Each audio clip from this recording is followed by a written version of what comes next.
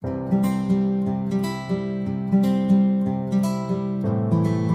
morning, everyone. Welcome to AETCM, the emergency channel. Today's case presentation. It's an 81-year-old male, known case of type 2 diabetes since 30 years, systemic hypertension since 30 years, dyslipidemia, as well as an old CVA in the March 2002. He had a left MCA infarct and a chronic kidney disease, probable diabetic, and a baseline creatinine of 2. Okay. So patient was apparently asymptomatic 1 week back, and he complains of breathlessness but dyspnea since 1 week, which was insidious in onset and gradually progressive in nature. It was associated with orthopnea. Whenever he was lying down, he was feeling the breathlessness there, and he often had a dry cough on and off, occasional in the last 1 week itself. There was no history of any fever, any chest pain, or any palpitations, or any decreased urine output over the 1 week of interval. He was seen in an outside local hospital by a doctor. He was prescribed antibiotics and nebulizations. We have no documentation of what antibiotic and nebulization he was taking. So after that, he had an acute onset of breathlessness in the night around 3:30 in the morning, and presented to our emergency department at around 4:30 in the morning. Okay. So on examination, the patient was conscious, oriented. Why all patients develop acute breathlessness in the night time around 2 o'clock? Any case you see asthma, COPD, cardiac failure. Asthma, it is due to? Asthma. Cold temperature then. What happened to your steroid levels in night time around? It decreases. Yes. That is a commonest problem in asthma. Second thing in COPD. Peripheral asthma. COPD also same thing happens. Night time only they all get breathlessness. Pooling of secretions in the night. Okay. They have a lot of secretions, cough. That in daytime they'll be spitting out. Night time it will be pooled. In cardiac failure? Decreased peripheral asthma. Means when he's in the lying down posture. What happens? The preload decreases on the heart and catch. While lying down, what happened to the fluid from peripheral cells? That means extravascular space. It will shift to the intravascular space. From intravascular space, it will go to the heart, yes. Right heart, then left heart. If the left heart is already in failing mode, the patient can have breathlessness. That is called as? Congestive heart failure. No, that phenomenon is called as what? You learn in MBBS, no? That paroxysmal nocturnal dyspnea. Okay. So that is a mechanism. Okay. So on examination, the patient was conscious, oriented, and he was tachypneic. Pallor was present, and bilateral pitting pedal edema was present. Pulse rate of 78 beats per minute, and it was regular in rate. Volume and pulse rate? 78 beats per minute. Do you think that it is not usual for this patient who is having pulmonary edema? It should be on the lower side. If it's a cardiac insult, you expect to be on the lower side BP and pulse rate. Normally, you might have seen a lot of pulmonary edema cases in your emergency room ward. What is a normal usual pulse rate? Tachycardia. Normally, they have tachycardia. Either our documentation is wrong, it is not correct. Or if patient is on beta blockers or patient is having hyperkalemia, some reason may be there for that. Usually, pulmonary edema will have a tachycardia. That is an adrenergic crisis. He was on beta blocker using for his hypertension, and his potassium was also 4.8. Okay. A little bit on the higher side. Which beta blocker he was on? He was on the metoprolol 25. What is Brash syndrome? You have to read about that. What happens when the patient is on beta blocker, hyperkalemia, renal failure? What happened to the patient? Okay, you have to read about Brash syndrome. Okay, so continue. BP was around 170/100. Okay. And he was 170? 100. And respiratory rate was 28 breaths per minute. Okay. And he has saturation of 89% on room air. Okay. So we put him on a BiPAP. After the initial ABG was done, ABG showed pH of 7.360. PCO2 of 48.3, PO2 of 62.8, and saturation of 92. So what does it tell you? Probable of EB. Probable.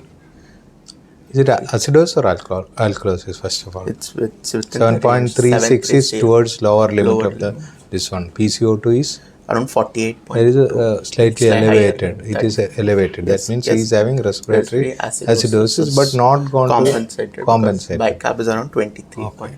So it's only respiratory acidosis with partial compensation. Okay. Then he was shifted on BiPAP because of that tachypnea was there. Okay. He was placed on 12. Can you tell some contraindications for BiPAP? BiPAP or CPAP or NIV? Contraindication. So all patients. Unconscious patients. Most important is unconscious patient or low GCS. Then pneumothorax is another important. Active hemoptysis. Hemoptysis is also okay. Then hematoma, vomiting. Whatever may be the reason, vomiting is one of the things. Okay. Then he was BiPAP settings were around 12:6 with expiratory and FiO2 of 40%. Okay. His saturation picked up to 97%. Initial systemic examination, S1, S2. Do you prefer to give morphine for this patient? Initially. Is it dangerous? Not dangerous? Can be given? Cannot be given? Pulmonary edema. Tolerating, actually morphine can cause shift. Fluid shift can be can be given pulmonary edema, but if the patient is severely tachypneic and what are the advantages of morphine, small dose of morphine in patients? Anxiety. Anxiousness. Anxiety is the most important problem in all these conditions. And morphine in higher doses can produce respiratory depression, not in lower doses. So 1 or 2 milligram easily you can give, that will relieve the symptoms, it will relieve the anxiety, patient will be more cooperative. The only thing, higher doses sometimes can produce problem. Okay. Otherwise, it is always better to give a small dose of morphine for all these patients. So initial ECG was done. It was showing a normal sinus rhythm with the rate of around 70 beats per minute. There were no acute STT changes. And chest X-ray was taken, which showed marked perihilar markings, bronchiovascular perihilar markings, increased bronchiovascular perihilar markings, and systemic examination coming to CVS, S1, S2 were heard. There were no murmurs, and JVP is not elevated in this patient, with respiratory system showing bilateral posterior basal creps and bilateral infraaxillary crepitations, and parabdominal examination was soft. It was distended, bowel sounds were present, and there was no hepatosplenomegaly. And CVS was higher mental functions were intact and no focal neurological deficit, as well as E4, E5, and M6. No problem in the CVS. Coming to the initial labs, CRP was 4. His RFT's urea was around 102 and creatinine was around 2.8. Sodium was 134 and potassium was 4.8. Okay. Total counts were elevated, neutrophilic predominant around 10,200 with 80% of neutrophils. And he had anemia of 8.8. And what is the problem of anemia in all these conditions? Renal failure, cardiac failure. Why anemia is significant?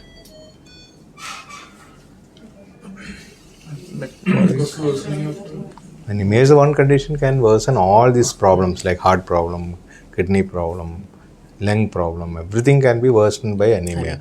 And patient is having already renal failure. That itself can produce anemia. Okay. With normal LFTs, and NT-proBNP of this patient was elevated to 2,248. Okay.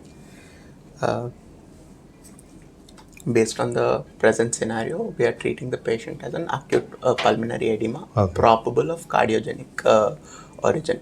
Okay. Because in the history, we are not finding any like reduced urine output or any fever or any inciting factor for it to cause it a pulmonary edema. Okay. As well as he was having orthopnea in the night when he was sleeping PND. He came with a probable attack of PND. That is why at 2 a.m. in the night he was rushed to the ER. Okay. So probable we are treating cardiac failure. Cardiac failure and leading to cardiogenic pulmonary edema. So how do you manage this case? What is the management in emergency room? How do you proceed with the management in wards? Initially, we stabilize the vitals. Initially, Airway, breathing and has all to be taken care of. So What is the airway in this patient is compromised. Patient is having respiratory respiratory acidosis. distress. So you have started BiPAP. Patient is settling. What else is there? Did the BP dropped after this? After BiPAP, what will happen to BP in a normal patient? What happens? Normally it has to decrease. What happened to this patient's BP? It was around 170, 100, sir. So what you do? Next is what? Best option is what? Diuretics to reduce. Diuretics you definitely you have to give. So you give Lasix 80 milligram, whatever it is. Then next is NTG. NTG infusion. How it is going to help? Vasodilatory effect. Okay. So how it is going to help the heart? Decreases the preload on the heart and then preload on afterload. Both will be reduced. Preload. So both preload and afterload will be reduced. So heart can pump very easily against that less resistant blood vessels. Okay. So NTG is a drug of choice here. Okay. Whereas all other conditions where there is hypertensive crisis, beta blockers are drug of choice. But this is one condition where NTG has got superiority from all other drugs. Then we settle his respiratory rate because of the tachypnea what he was having. We try to settle it, so we put him on a BiPAP and IV to control his respiratory rate. And after stabilizing the vitals, next comes how to, we are suspecting it to be a cardiogenic pulmonary edema. So the pulmonary congestion, how to get down the pulmonary congestion, as you already mentioned. Furosemide Lasix can be given to this patient. If it's not getting controlled, we have to monitor the intake output also when you're giving Lasix. So make sure he is catheterized properly and you see for the output. Keep him on a propped up position for better ventilation. Okay. Then next, do you want to give nebulizations for this patient? Nebulizations also. Yes or no? It is not going to do any benefit, but sometimes it can relieve the V's in this bronchoconstriction can be due to the edema. So that can be sometimes relieved, but the basic mechanism is totally different. It is not going to help the patient much. Okay, then.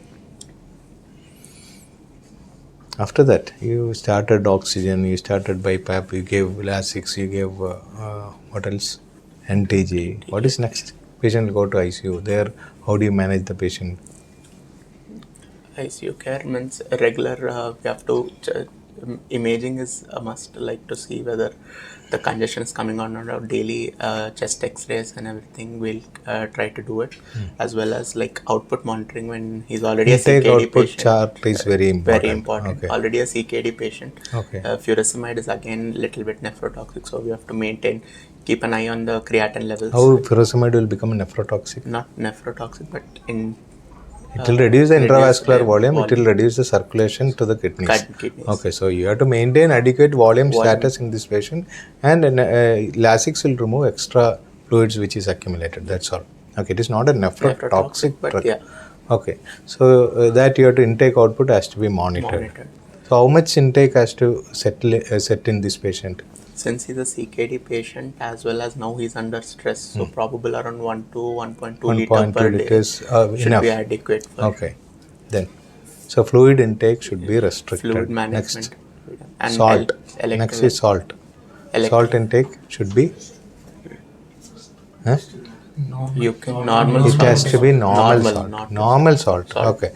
Restricted salt you can give in some severe renal failure patient. Here, normal salt means no extra added salt should be given. Then, next is what? Monitor the electrolytes daily because of what are electrolytes you have to monitor? Sodium and potassium. Basically. In that, which is most important? Potassium. Sodium or potassium? Potassium. Potassium is most important. Okay. Then. If we have to get a screening echo done, you have to see whether you have another important problem here, which is creating all these complications. That you have to correct. Anemia has to be corrected. You should know what is the reason for anemia. What is the reason for anemia in this patient? Probable CKD. CKD may be the reason. So that you should know what is the MCV, MCH level in this patient. What is MCV and MCH level? How do you know that it is due to B12 deficiency, folic acid deficiency, due to chronic renal failure, or due to iron deficiency? How do you know that? Elevated MCV will be in the megaloblastic. Okay, elevated or reduced or reduced, normal? Renal failure will produce normal MCV. normoblastic picture, Normal. normocytic, Normoblastic picture. Okay, so you have to see whether that is in Peripheral that range smear. or okay. Sometimes you can get a dual picture. Some patients can have B12 deficiency, folic acid deficiency, iron deficiency. All these things can be together in renal failure. So how do you treat that anemia? Should we give blood transfusion here? Erythropoietin Should we give or not? means known. Less than 10 with cardiac failure, you have to give. Definitely you have to transfuse this patient. Otherwise, patient will again develop this one. So how do you transfuse this patient? So how you are going to transfuse? Pre-transfusion. So Lasix has to be given for two reasons. What are the two reasons? Fluid overload. One more reason. Transfused blood contains which electrolyte? Potassium. Okay. So if you are not giving a fresh blood, potassium can increase. So you have to give Lasix anyway. Okay. So you have to blood transfuse blood, and you make sure that the HP is above 10. Okay. Since he is having cardiac failure. Otherwise no need. Okay. Then you have to give. How to correct this problem, anemia problem? Erythropoietin injection. How do you give erythropoietin? 4,000 international units. How long you have to give? Uh, In renal failure, how long you have to give continuously like this? Weekly once. Till the HB is above 10, you have to maintain on the same dose. But since we are giving blood transfusion in this patient, it has to become 10. But still then, even then, you have to continue it. Okay. Then, how do you manage the cardiac failure problem here? You are giving NTG, that is only one part. What are the other drugs you can give to prevent cardiac failure? Have you read about Brash syndrome? Yes, bradycardia with AV nodal blockade with Hyperkalemia. So, with kidney failure. okay. In a kidney failure patients, if you are starting beta blocker, the hyperkalemia can increase and beta blocker can become more toxic. Okay, so you have to be very careful in starting beta blockers. That syndrome is called as Brash syndrome, that's all. Okay, so try to avoid beta blockers, especially when they are long-acting beta blockers. So if you want to give beta blocker in this patient, suppose you want to give, which beta blocker will be safe? Safe. Carvedilol, because it's cardioprotective. All are cardioprotective. All beta blockers are in one sense they are cardioprotective because they are going to reduce the heart rate. That is the only function they have. But what is the difference between nebivolol and metoprolol? Should know that. Then you'll understand why we are telling this. Nebivolol and metoprolol. What is the difference? What is the duration of action of metoprolol? Metoprolol only is 6 hours, maximum 6 to 12 hours. Carvedilol is 12 hours. Nebivolol is long acting. It is once daily. We are seeing, no? All patients are taking once daily. So they are long acting drugs. All long acting drugs in renal failure are not safe. Okay, especially insulin or beta blockers. All these things are not safe because if patient develops bradycardia, then we'll have to wait for longer period to get a normal rhythm. Okay, so better to give short acting drugs. So metoprolol may be ideal if you are planning to start metoprolol in this patient. Can we start metoprolol in this patient? For that, you should know the echo finding of this patient, whether the patient is having severe cardiac failure or grade 1, grade 2, grade 3, grade 4. What is a grade we should know. If it is a severe cardiac failure, better to avoid. If the first and second grade, you can start the beta blocker in a lower dose and hike up the dose. So beta blockers can reduce the heart rate and it can improve the contraction of the heart. Okay. So when you reduce the heart rate, what happens to the contraction? When you reduce the heart rate, startling, what is that law called? Startling. When you reduce the heart rate, what happens to the contraction? Dilatation can be increased and contraction will be improved. Okay, so that is a basic mechanism. One is reduce the heart rate. Then any other drug you want to give in this patient? For preventing ventricular remodeling, what are the drugs available? AC inhibitors. Can we give AC inhibitor in this patient? Because he has already developed renal failure, it is not safe. So what else you can give? What else you can give? Calcium channel blocker. So next drug of choice is calcium channel blocker. So pedal edema is also. Pedal edema is there, but pedal edema is only an effect of calcium channel blocker. Some patients can develop pedal edema, but if it is good for heart, you have to give. Okay. So which calcium channel blocker you prefer in this patient? We have rate limiting drugs, rate increasing drugs.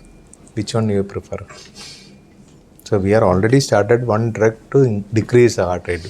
Beta blockers are there. So next drug is what?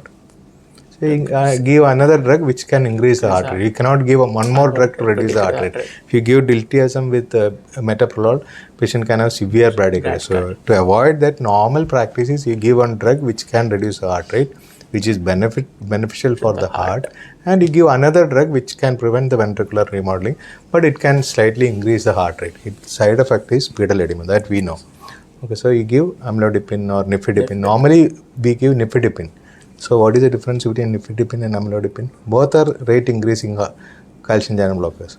Basically, what is the difference? Nifedipine is short acting, amlodipine is a long acting. That is only it. So better to go for a nifedipine tablet, TID or QID with metoprolol in this patient. Okay, so that will be ideal choice for a normal doctor, not for a cardiologist. He may start different drugs. Okay, so from your side, you start metoprolol and nifedipine. Okay, yes. Then any other drug you want to give? Neprilysin inhibitors are available. Only problem is again renal failure will be a problem in this patient. Okay, then what else? What all things you have to advise the patient? So you'll be discharging the patient. So we have started all these medications: aspirin, clopidogrel, statins, all things we have to give because he is having renal failure. Then you have started beta blocker. You have started calcium channel blocker. What else we have started? Lasix has to be given. Then what other things you will advise to the patient when he go home? Compliance to the medications that he should. Medication should be taken properly. Then and what else? His position in bed, that is very important. Propped up position he has to maintain at home. Otherwise again he'll come back. Then should we advise oxygen for this fellow? As of now, continuous oxygen is not required. Only thing, only if there is a COPD element and respiratory acidosis is persisting, then you have to give night oxygen. Otherwise, it is not required. Okay. More oxygen is dangerous or not? It is dangerous. It is dangerous. What it can produce? Free radical injury. Okay, so that is not good. Okay, then. Should we give any vaccination for this patient? Pneumococcal vaccination and influenza because age of the patient. Age of the patient and respiratory condition of this patient we have to give. Pneumococcal and influenza and one more. H influenza is a bacteria. Influenza is a virus. So both you have to give. Pneumococcal, H influenza, influenza, and two more vaccines are added. What are the two more vaccines? H1N1 and COVID. That is also added to regime. All these patients, they are optional, but the other first one is definitely you have to give. Influenza and H influenza. H influenza. Okay, so the first three are definitely you have to give. Other two are optional. Okay. Any diet advice you want to give for the patient? Diet in renal failure. Proteins. Protein should be restricted or increased? Restricted. Protein should be restricted, otherwise urea will increase. That is a problem. Okay. Anything else you want to add? Nothing. So Brad's syndrome, can you just tell Brad's syndrome? In renal failure patients, if we give beta blockers, it will cause severe bradycardia and hyperkalemia. Okay. So in a patient with renal failure, when you are starting beta blockers, you have to be very careful. So if you try to start long-acting drugs, then it can produce with hyperkalemia. So hyperkalemia itself can produce all arrhythmias with bradycardia. Beta blockers in a higher dose itself can produce complications. So patient can go to complete heart block or severe bradycardia like that. Okay. So try to avoid that situation. You have to be very careful when you are starting beta blocker. But beta blocker is a compelling drug in cardiac diseases. There you should try beta blocker as a first line therapy. Can we give digoxin in this patient? Is it recommended? This patient is having cardiac failure. Is it recommended or not? If you want to give, what is the dose? Definitely refractory heart. Digoxin is not recommended in any cardiac failure.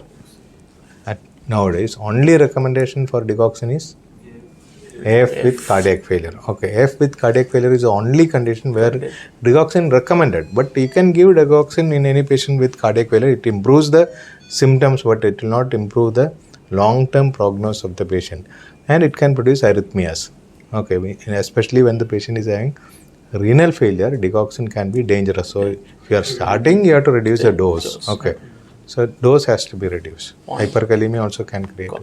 So nowadays nobody uses digoxin, but if you are using digoxin, that can sometimes produce adverse effects because of the cumulative dose. Okay, because digoxin when you are giving, what is the dose of digoxin you are giving? 0.25 mg if 5 days of a week. 5 days a week and Saturday, Sunday you leave. So what is it called as? This is called as drug holidays. Okay.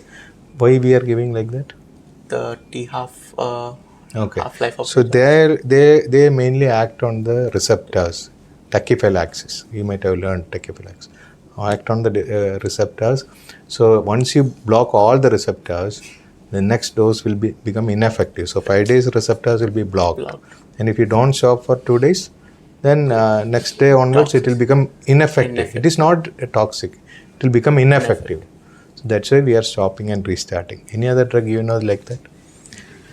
NTG infusion. Okay, how long you can give NTG? 24 hours maximum, then you have to stop. How do you give sorbitrate tablet? Sublingual. No. Sublingual, that can be given oral also. What is the dose frequency? They are also same thing. 5 mg, 10 mg. 5 mg, morning, afternoon and night is wrong. Night is wrong. It is evening. 12 hours nitrate free period you have to give. Then only next day dose will become effective. Okay, you can give night, but next day dose will become ineffective and patient will get chest pain. So many drugs has got the problem of tachyphylaxis. So you have to try to avoid this type of drugs. Okay. Okay, thank you.